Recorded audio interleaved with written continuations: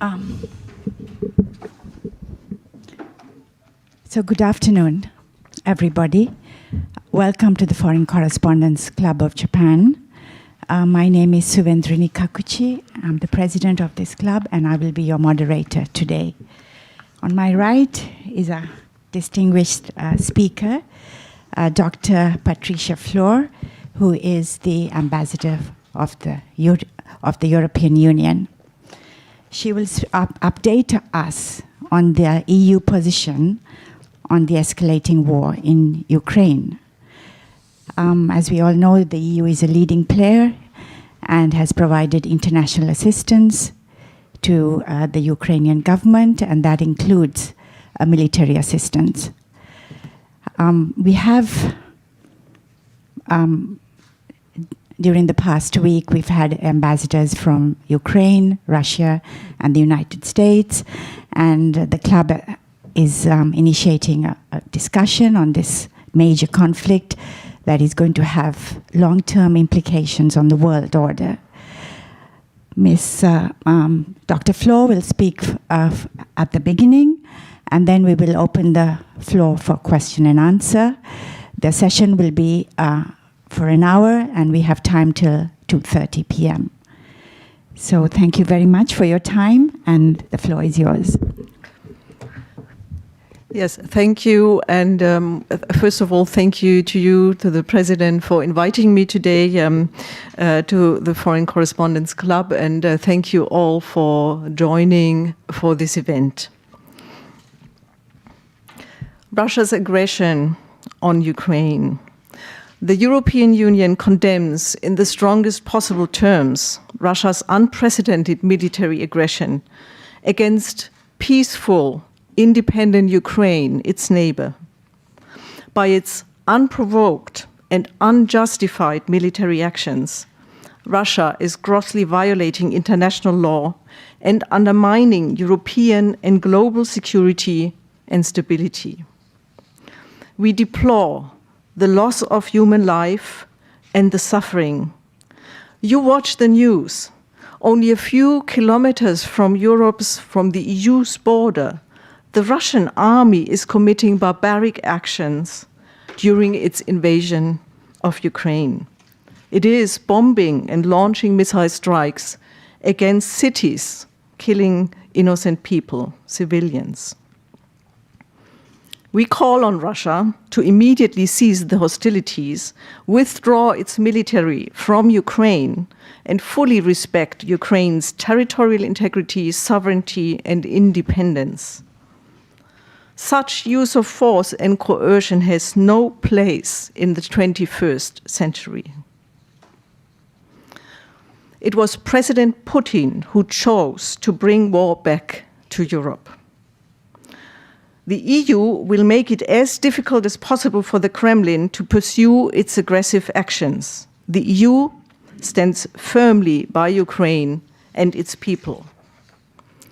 Our unity is our strength. The Kremlin has tried its best to divide us, but it has utterly failed. And it has achieved exactly the opposite.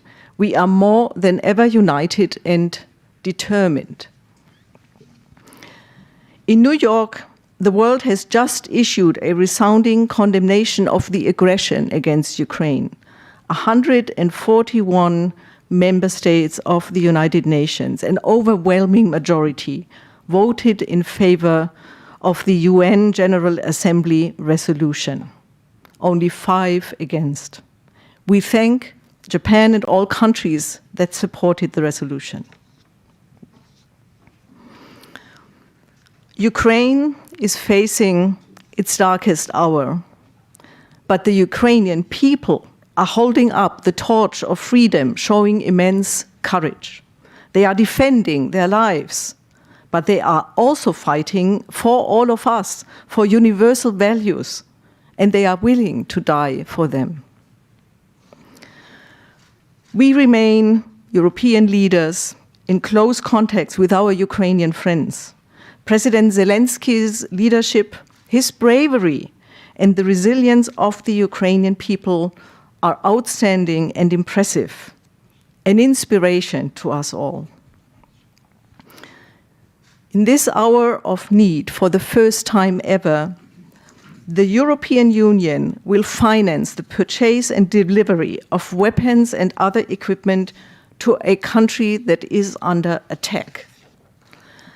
500 million euros from the European Peace Facility to support Ukraine's defense.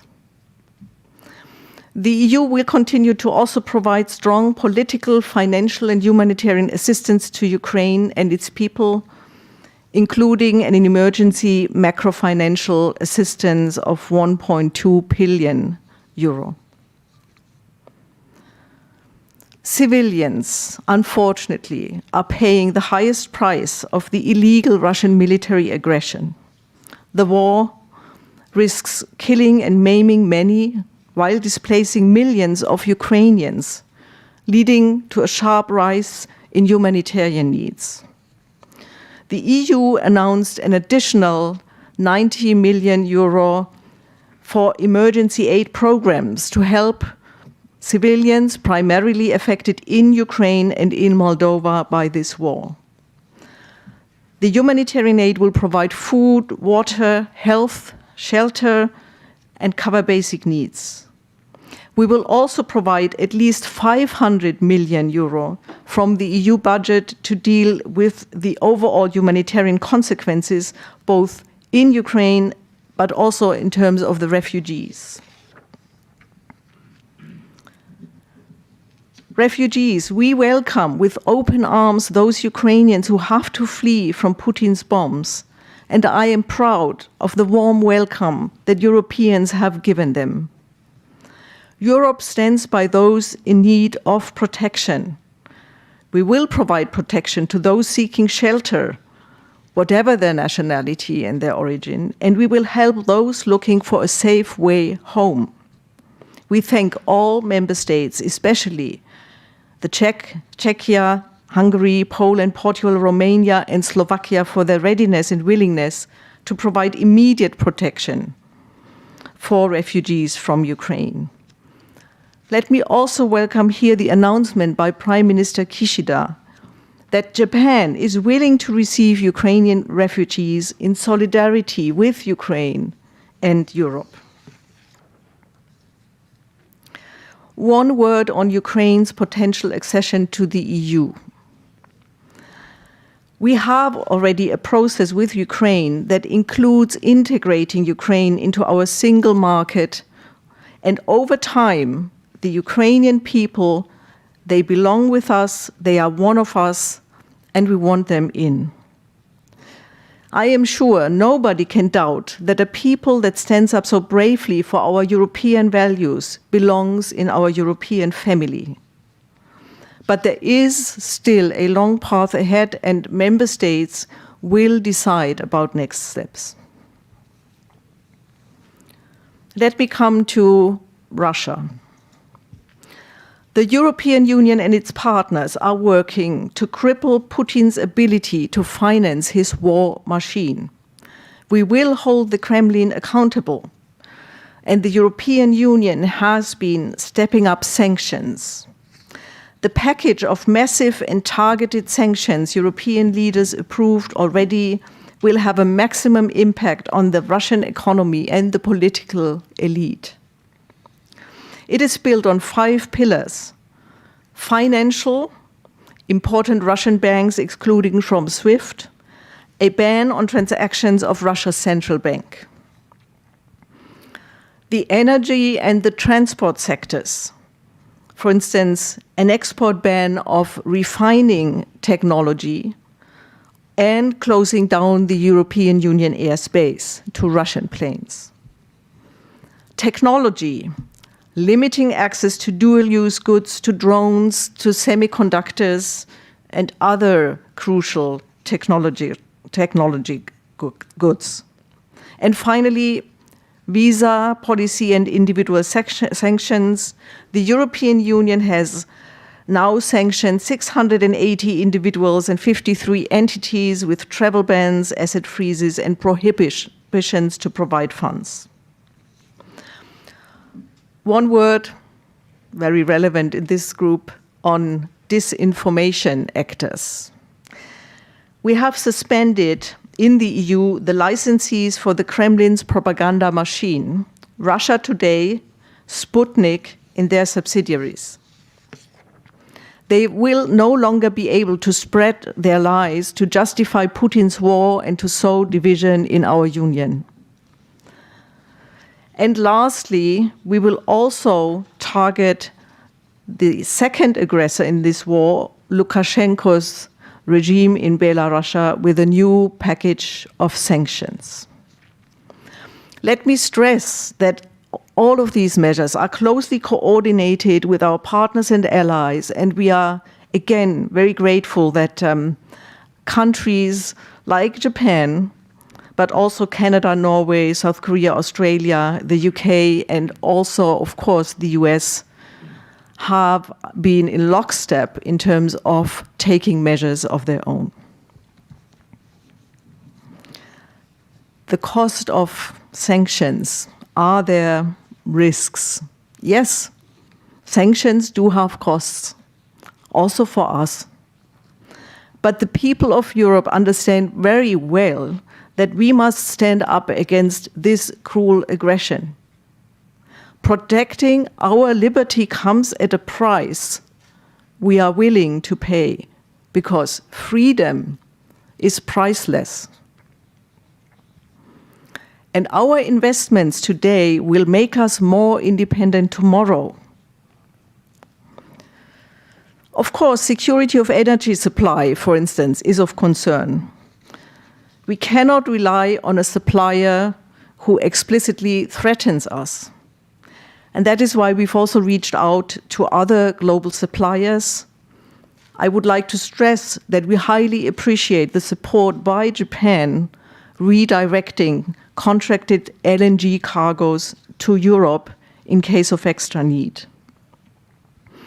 In Europe, we are also building new LNG terminals and working on interconnectors. In the long run, though, we have to accelerate the green transition.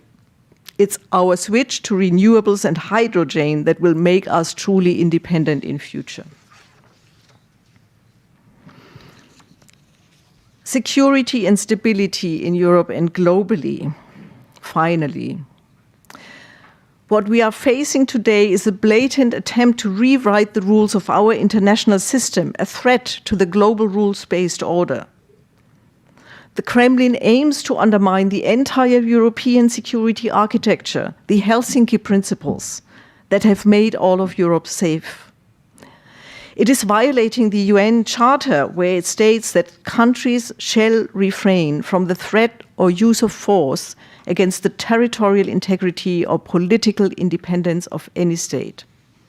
And of course, lately, President Putin has gone so far as to threaten the use of nuclear arms. So there's a joint task for the international community here. Do not let President Putin tear down the security architecture that has given Europe and the world peace and stability over many decades. Do not allow President Putin to replace the rule of law by the rule of force and ruthlessness.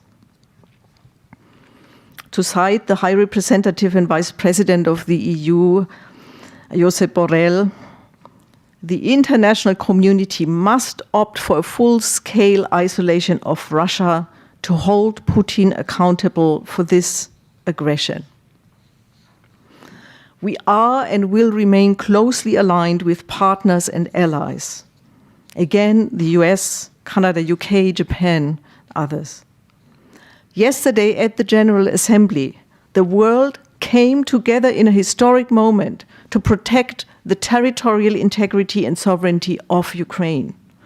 The world demands that Russia ceases the use of force and withdraws all military forces from the entire territory of Ukraine, immediately, completely, and unconditionally. Thank you for your attention.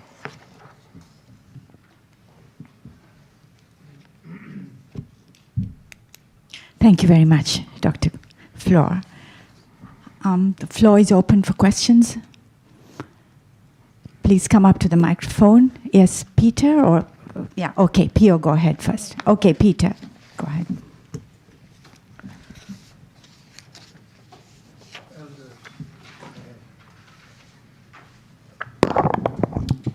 It's Peter Langen at the South China Morning Post in Hong Kong. You mentioned, Ambassador, Mr. Borrell calling for the full-scale isolation of Russia, but actually that's not happening.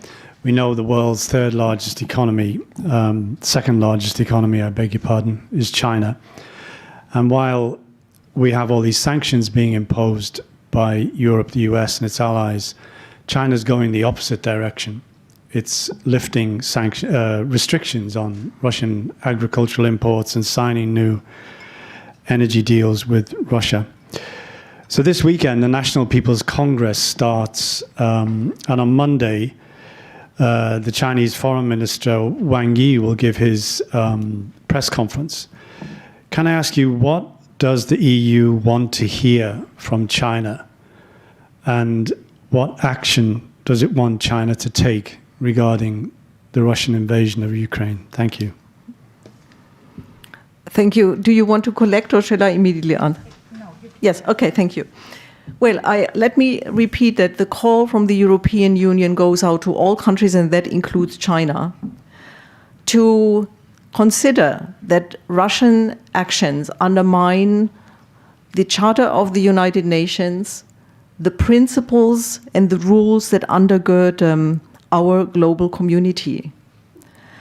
And therefore, this call, of course, also goes out to China, and therefore our call to China, as to everyone else, is to join the efforts of the international community in standing up against the violation of international law and standing up for the protection of international law that says that the territorial integrity, the sovereignty, and the independence of any country should be respected, which is actually something that also China has repeated multiple times recently.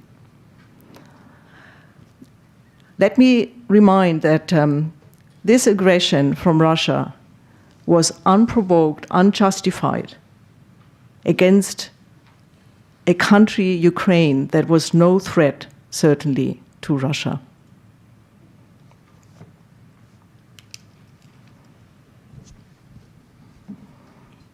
Okay, Peter. All right. You go ahead.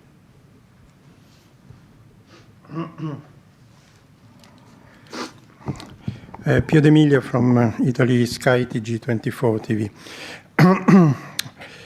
Well, there are so many issues, actually, but let's start with a couple of them. The first one is, as a European, not only journalist, but citizen, the idea that we are furnishing weapons to any other country belligerently right now, it's something really new, especially for countries like yours, Madam Ambassador, Germany. For us, Italians, we have in the Constitution a ban for that. How do you feel it could work out this? Because you know that Putin has declared that whoever will give weapons to Ukraine will be considered a belligerent country. So we citizens are theoretically at risk for that. Secondly, technically, I understand that at the moment the project is to send the weapons to, get the weapons from different places and send them to Poland. Because, of course, we cannot give it directly to Ukraine. Don't you think that there is a little bit of hypocrisy in this? Hypocrisy. Well, we take the weapons to Poland and then we turn away and we wait until the Ukrainians take them overnight. I mean, this is one issue that I would like you to address. And then the second one is about refugees. Mm-hmm. You say that Europe stands by those seeking help. Well, we all know that the refugee issue in Europe is not only now, it's been years. And even now, at the border from Belarus and Poland, there are tens of thousands of people that are still discriminated upon and are not allowed to enter Europe. How do you comment on this clear discrimination about refugees? Okay, thank you. Yes, thank you. Yes, first of all, the delivery of weapons and the financing from the European Peace Facility is a new element. But then let us also face the reality that we are also in a situation which is unprecedented. We haven't seen this kind of situation practically since the Second World War. So therefore, it requires new measures, new decisions. And it requires that we support the Ukrainian people defending their country. Now, how does it work technically? Technically, it works, the EU will finance, but the material, the weapons, the drones, whatever it is, will come from member states. And obviously, this will need to be coordinated, which is the reason why both there is a coordination cell in the EU, and then Poland has actually offered to act as the coordinator for the delivery of these weapons to Ukraine. But there's no, what you suggest that there's somehow, it's hidden. This is not the case. It's clear. These weaponry is to support Ukraine, and of course Poland is a neighboring country, so you need to bring that into Ukraine, so you need to do that from a neighboring country, so there's nothing strange about that. And it's clear that the time to provide military support to Ukraine is now. Now they are in the most dire need of having supply and being able to continue fighting.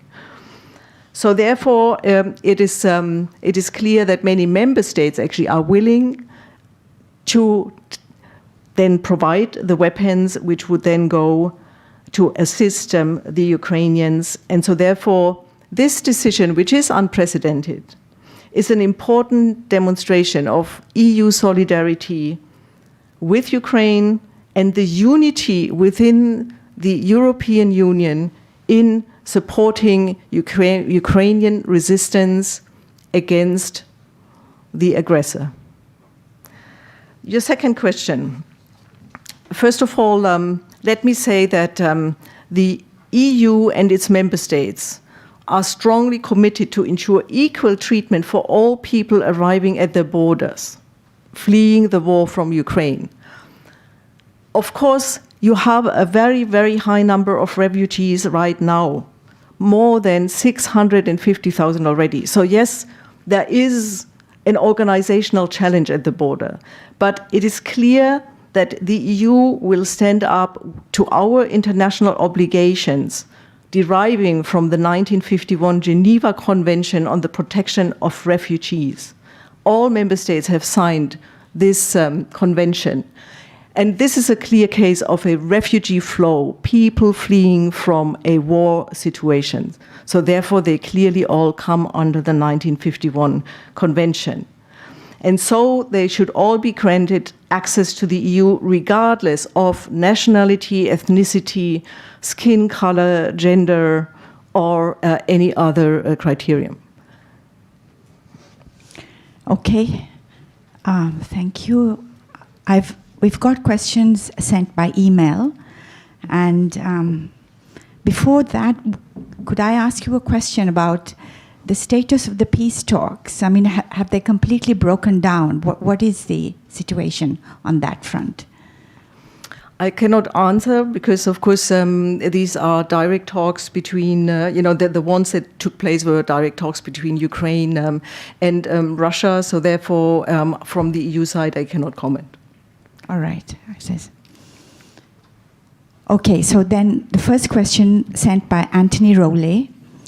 Would you agree that a stronger European Union, politically and militarily, and a more diluted NATO influence could have prevented this conflict, and even now could achieve a modus vivendi? Thank you for the question. Of course, First of all, a stronger European Union is clearly necessary in our current global environment.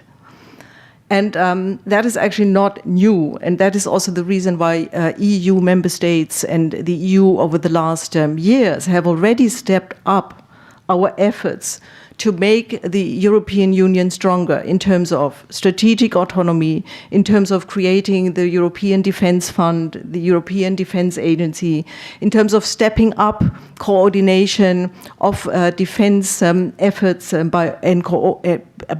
between all member states.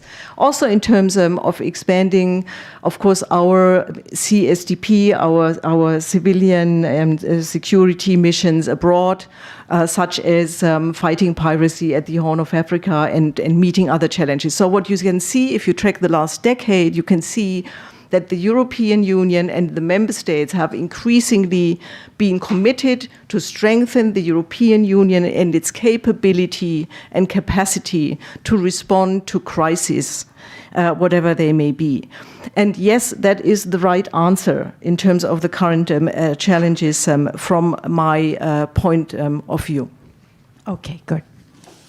We have Eric Johnston from the Japan Times. You've said you welcome Japan's willingness to accept Ukraine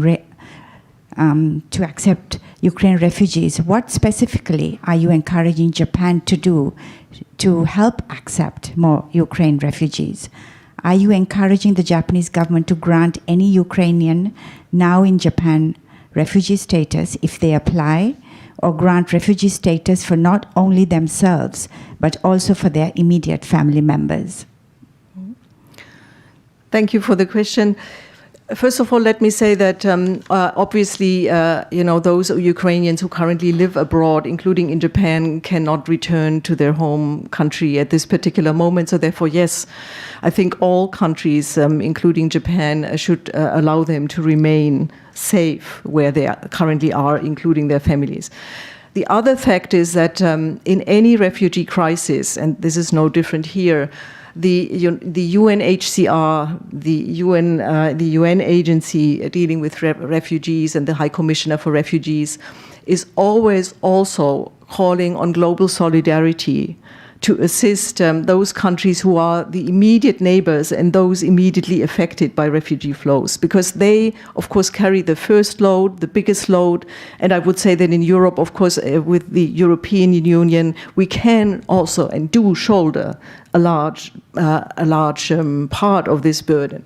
But at the same time, of course, there will be gratefulness for any solidarity action by any other country willing to accept some of these refugees. Of course, if they wish to go to Japan or any other country.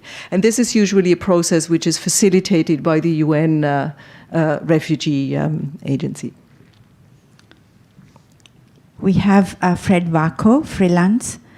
People say that Putin only understands power. Do you think Europe was too soft in preventing this atrocity by not taking any military action, even if only defense action? And do you think military action from the West will be needed? Well, on the second question, I'm no prophet. On the first question, let me say that Europe, and I still do think rightly so, did invest in peace, in reconciliation, in peaceful conflict resolution, in cooperation. That is the foundation of the European Union. That's the reason for our coming into being. And I still think that this was the right response, obviously, after the Second World War. What we face now is one state with President Putin at the head, one person who did decide to bring war back to Europe. Should we then revisit all of our fundamental principles and values? I don't think so. I think that it would still be the right thing to look for peace and peaceful conflict resolution and peaceful settlement of conflicts whenever they arise. And I think that we should stand by that principle too, despite the fact that in this current acute situation, with the aggression against Ukraine, we are also forced to take all the other steps which are needed. And Fred has a related question. Is it the EU stance that sanctions and other actions will stay in place until Putin is no longer ruling Russia? What further sanctions can the EU put in place? Let me first of all say that these sanctions were adopted by the European Union, by member states and also by other states because of the invasion into Ukraine. So clearly the key demand is the one which I've already made in my opening statement. It is withdraw all your forces from Ukraine, return to your own territory, and restore peace in Ukraine, all of Ukraine. And that immediately, so that is the key target of the sanctions. Yes.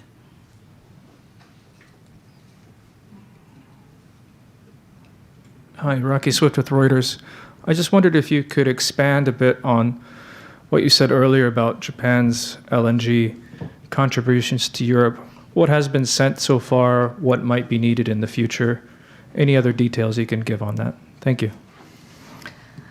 Thank you. Let me start from the European end, because it is on the European end that actually the EU has invested in increasing our supplies, increasing our reserves in order to, of course, try to safeguard our energy needs in this developing crisis. So therefore, the first call, of course, is for us to ourselves try to find a good way to actually cover our energy needs with the different, opportunities and options that we have. However, in case of need, and I would like to again stress that, of course, we might see energy problems in Europe, and therefore we are actually grateful for all those who would be willing to divert LNG to Europe in this kind of a situation. And Japan has signaled that willingness, and it's very welcome.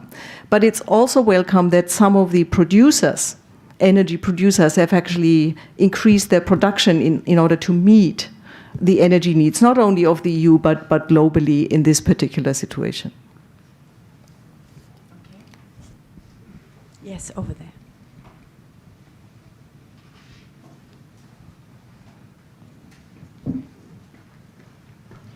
Thank you very much, Mr.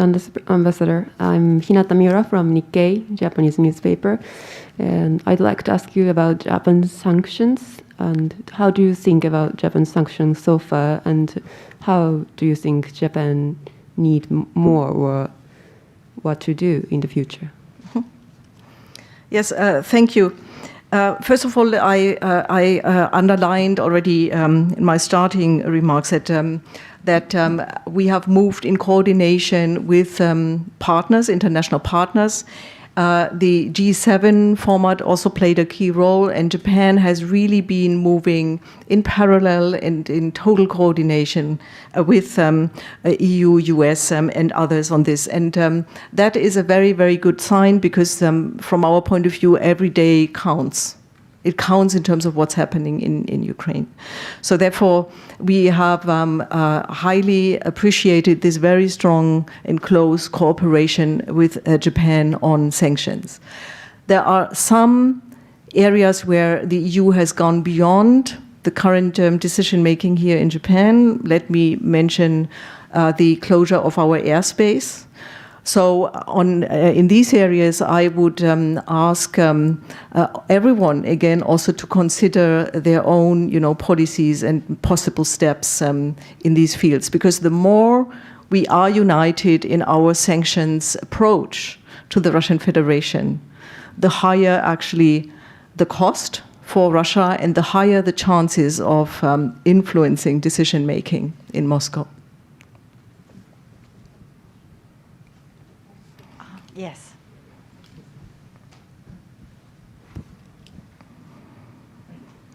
Hello. I'm Kazuo Nagata of Yomiuri Shimbun newspaper. I was a Brussels correspondent some 30 years ago. Well, I covered the European Union's first round of expansion into the east. And so I wanted to ask you about this Ukraine's formally applied for membership. But how soon can that can you think can that happen? Well, the country is actually under the war, under attack. And of course, I understand acquis communautaire will still apply. They have to go about tens of thousands of pages, well, starting with all the hygiene standard and so on. So, well, so how realistic can that be? Well, is there a chance that Ukraine will be given kind of an honorary membership, like you'll be, like you will give it to her later? Yes, thank you.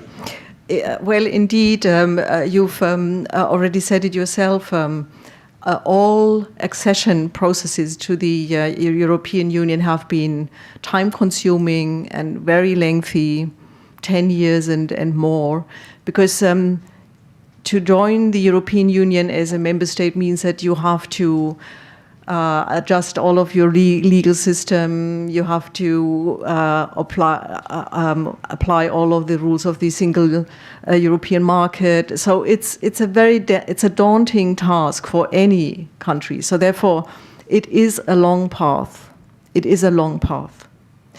Let me highlight that with Ukraine, we are already working with them to bring them into the single market. So we are already preparing the ground. But it will be a long process, and as I've said before, the EU member states are the ones who make the decisions about opening this path and then also the timing. And so therefore, this is also something that we will need to wait to see. Yes, Peter.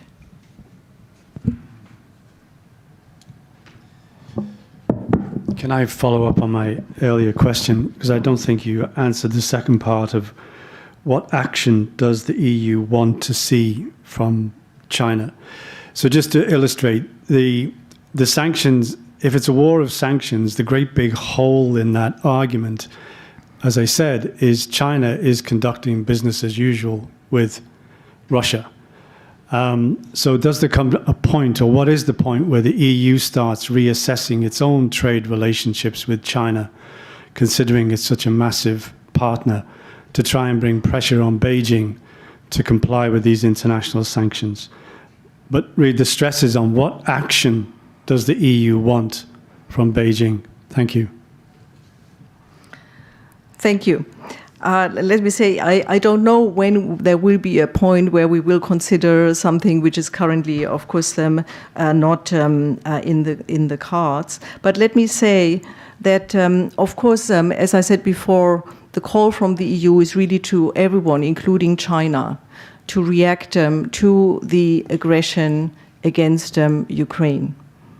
So that means that we would wish to see that China is, as many others, speaking up about the aggression against Ukraine and considering what steps to take. But this is a call that we are making to all countries globally at this particular time.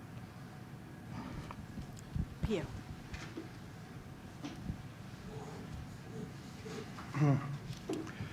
Hi, again, Pier D'Emilia from Sky TG24. First is, what do you think about the proposal that came out, but apparently has not been followed up, a no-fly zone on Ukraine?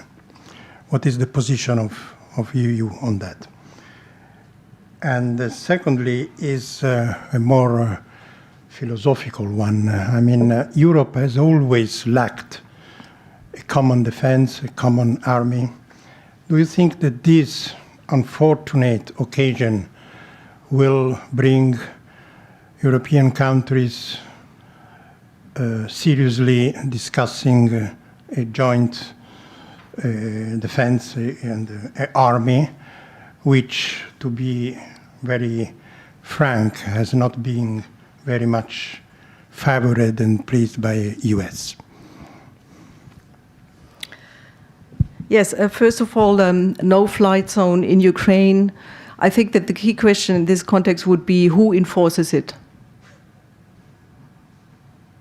So I think that it's not about it does really not get us anywhere if we talk about what would be desirable, or it's about then setting up the necessary steps.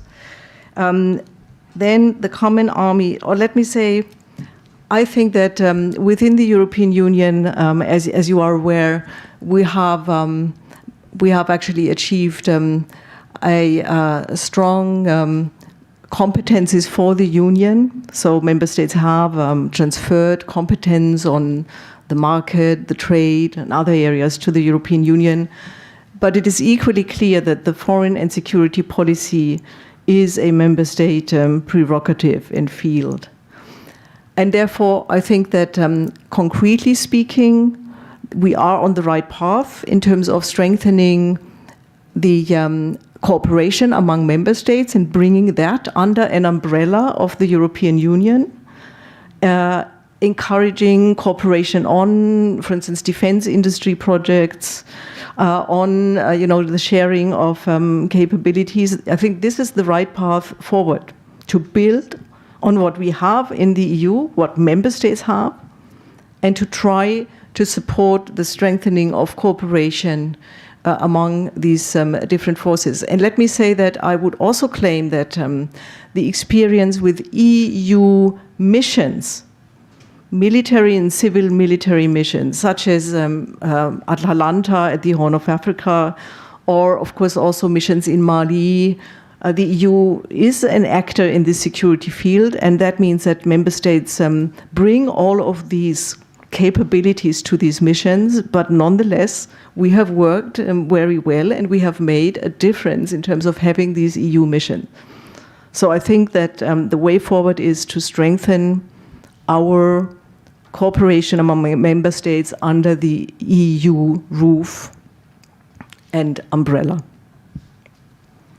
Yes, I just want to then, Anthony Rowley has sent another question about the desirability of a diluted NATO presence in the EU. What is your comment on that? I would want to stress that at this particular point in time, there is an unprecedented, close cooperation between the EU and NATO in terms of coordinating our crisis response, but also in terms of looking at the strengths that the EU has, that NATO has, and how we can best, build on that. And I think that obviously the EU is a necessary and strong actor in Europe today, as is NATO in the defense field. Yes. Oh, yes. There's one on the refugee issue. Ilgin Yoruluzmaz, BBC World Turkish. She's asking, are you expecting non-EU members like Turkey to share some of the refugee burden, like in the case of Syrian refugees? First of all, it is clear that Turkey has played a key role on the Syrian refugee issue, and there has been, again, a very good cooperation between the EU and Turkey on this particular issue. So potentially, I would say yes in terms of Ukraine, but I can't really go beyond that, speaking from Tokyo, because I'm not, of course, directly involved in that. Yes, thank you. Any follow-ups or anything? Yes. Yeah.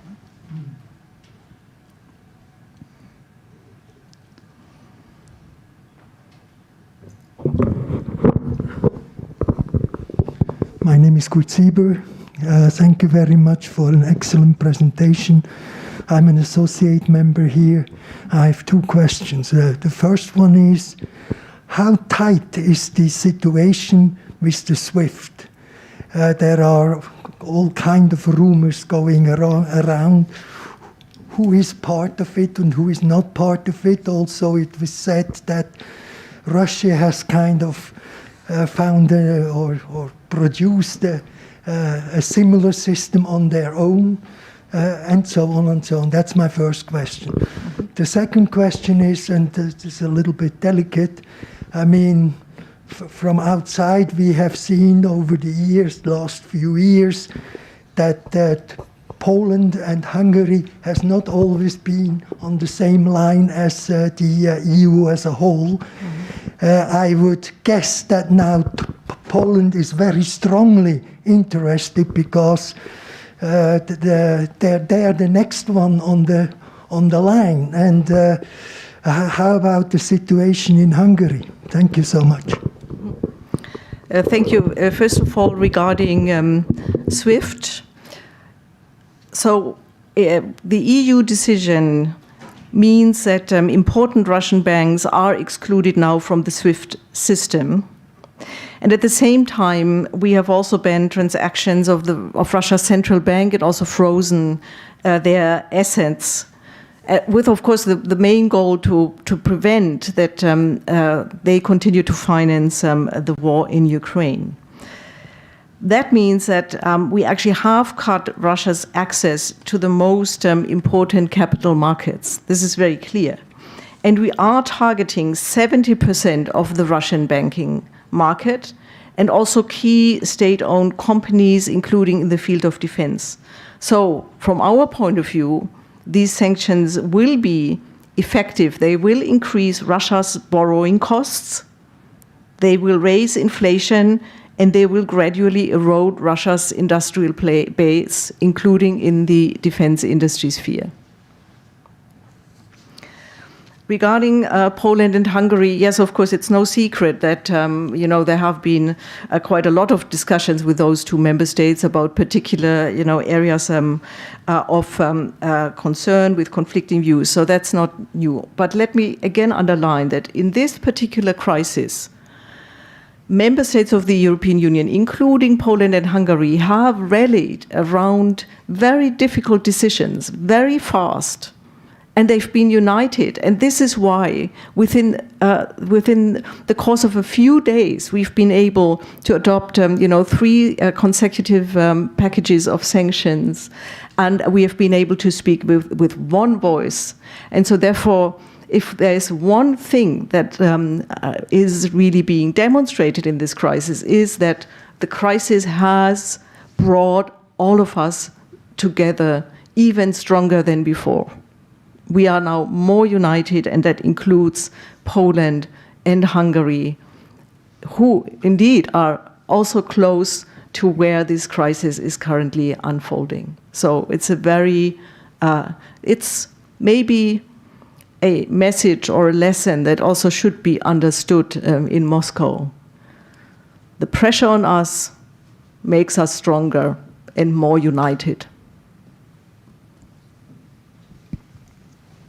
Okay, Pia.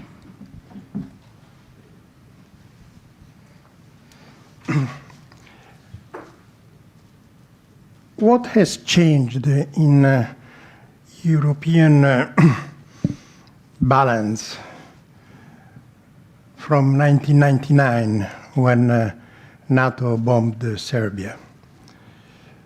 At that time, NATO did that operation, the Forced Allied operation, but as I well remember, it was actually many years ago, EU did not participate directly, was very, very sensitive about that. The single state part of NATO did contribute, including Italy and Germany, but the EU stood apart. And that was also not in an EU country like Ukraine. What has changed? Why do you think that the EU has now taken this direct approach to war?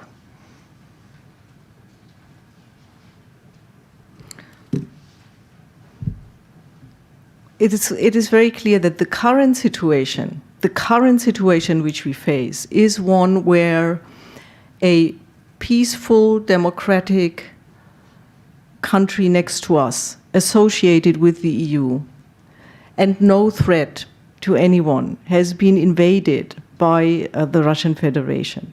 This is the situation which we have now, and it is quite unprecedented. And this is the situation within which the European Union rises to the challenge in terms of our action, both in terms of supporting Ukraine, including with arms and weapons, as well as taking and adopting sanctions and a sanctions regime which is equally unprecedented in its scope and impact.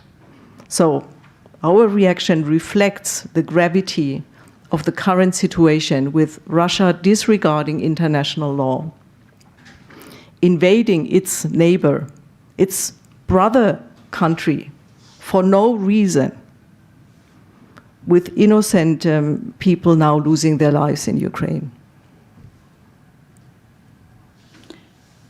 Okay, thank you. We've got, I think, time for another question. So we have Ilgin from BBC World Turkish again. Some people liken President Putin to Hitler. What can Russia and President Putin learn from your own country, Germany's troubled past, before and during World War II, from that perspective? Well, I am a historian, and I find that such comparisons are always very difficult, because each situation is different, so I don't want to make any comparisons. But obviously, it is clear what happened during the Second World War was that it ended in total defeat. Yes. Indeed. I just want to maybe ask the final question. We've got about 5 minutes more. It's just that even as we speak, the war seems to be raging. And how effective do you think the sanctions are? I do think that the sanctions are effective, but of course it is also true that the sanctions bite over time.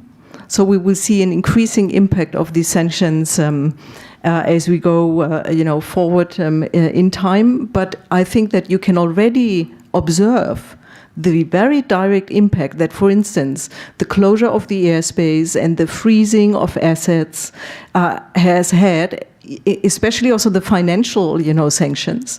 You can see it if you look at the figures, the economic figures, the ruble, what's happening in Russia. So there are immediate consequences, and they are being felt in Russia. And so therefore, yes, these sanctions will be effective, and also in the longer run, they will be effective. Okay, so one last question then, Peter. Yeah. There was a conversation yesterday with a couple of analysts in Europe about giving Putin an off-ramp. That is, he's done what he's done. If he gets bogged down and it doesn't play out as he had expected, rather than humiliation, the means to give him an off-ramp to get out of this and somehow bring about some normalcy again. Are you aware of any discussions in the EU about that idea or process? Thank you. No, I am not aware. Sitting here in Tokyo, I don't know if anybody is discussing that back home. But let me make a personal comment, which is that before any such discussion makes sense, we need to see a strong signal from Putin that he is changing his approach. Stop your assault. Stop your troops. Withdraw. Anything that would signal that there is somebody on the other side interested in having a conversation. So, I want to thank Dr. Flor for your time and sharing, giving us an update. We don't have an honorary membership ready right now, but you're most welcome, and we will send it to you. Okay. Ladies and gentlemen, please join me in thanking Dr. Flor. Thank you for having me as a journalist in my early professional life. Yes, I always enjoy coming back. to you. Thank you. Yes, we look forward Thank to you it. so Thank much. you.